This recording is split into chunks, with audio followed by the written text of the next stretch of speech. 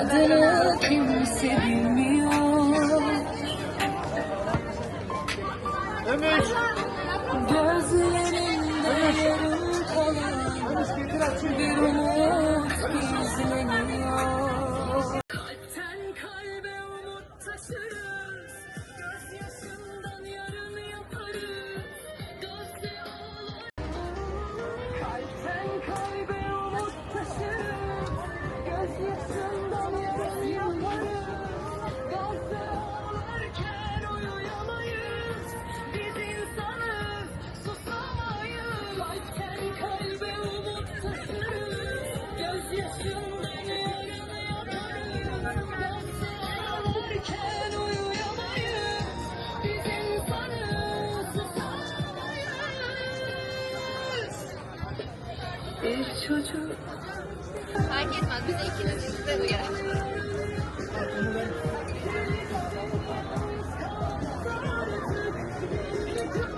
Buraya geliş amacımız İsrail parlamentosunda Filistinli mahkumları idam etmek üzere karar almıştı. Biz de bunu reddetmek amacıyla, buna bir tepki göstermek amacıyla burada bulunuyoruz. Vatandaşlarımıza ve halkımıza bu Filistin'in yanında olmalarını, Filistin'in hakkını savunmalarını, çünkü bu bir İslam davasıdır aynı zamanda.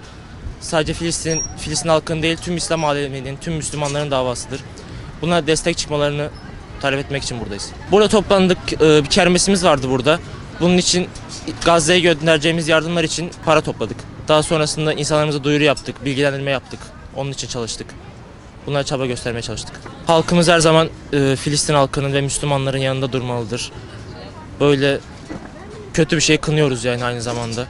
Çok kötü bir olaydı. Ben bugün İsrailli zalimlerin Filistinli kardeşlerimize çıkarmış olduğu idam kararını kınamaya geldik buraya.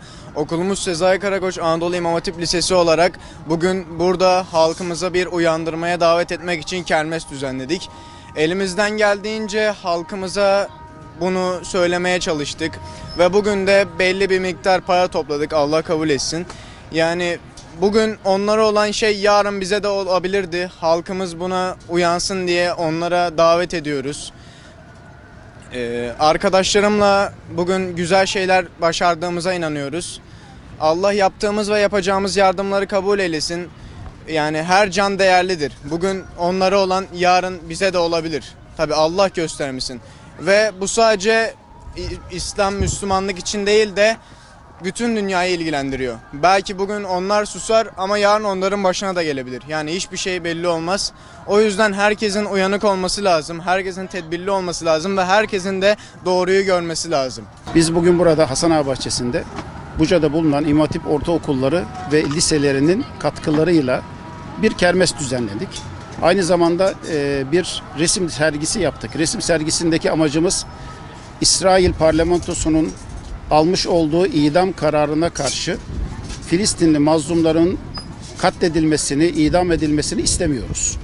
Ve bununla ilgili de resim sergisinde yaklaşık 10 tane orada yaşanmış olan hadiselerle ilgili resimlerimiz vardı. Yerde şehit edilen çocukların ayakkabıları vardı.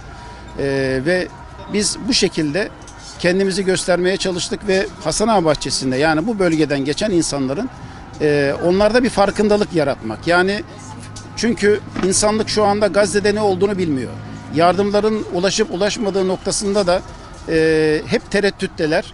Biz elimizden geldiği kadar bu konuda cevap vermeye çalıştık. Çünkü bizler de hem dernek olarak ülkemizde birçok STK mümkün mertebe Gazze için faaliyet göstermeye çalışıyor. Bizler de bize katkı sağlayan kardeşlerimizin katkılarını Gazze'ye ulaştırmaya çalışıyoruz. Şu an çok zor. Gazze'de büyük bir katliam var. Ateşkes sağlanmasına rağmen şu anda bombalar susmadı ve İsrail askerleri devamlı içeride geziyorlar. İçeride hayvanları telef ediyorlar ve içeride şu anda bütün evlere giriyorlar, insanları katlediyorlar ve özellikle bugünkü kermesimizin, sergimizin ana konusu çocuklar ölmesin. Biz bunu istiyoruz ve orada bulunan 12.000 tane içerideki mahkumun 4.000 tanesi çocuk. İdama karşıyız, idamı istemiyoruz. Bunun için bugün bir kermesi düzenledik. Güzel katılım oldu. Özellikle Sezai Karakoç Anadolu İmam Hatip Lisesi, Buca Kız Anadolu İmam Hatip Lisesi, Evliya Çelebi İmam Hatip Ortaokulu Çakabey İmam Hatip Ortaokulu, Şehit Ömer Kılıçoğlu İmam Hatip Ortaokulu öğrencilerimizle, öğretmenlerimizle komple katkı sağladılar. Velileriyle hepsine çok teşekkür ediyorum.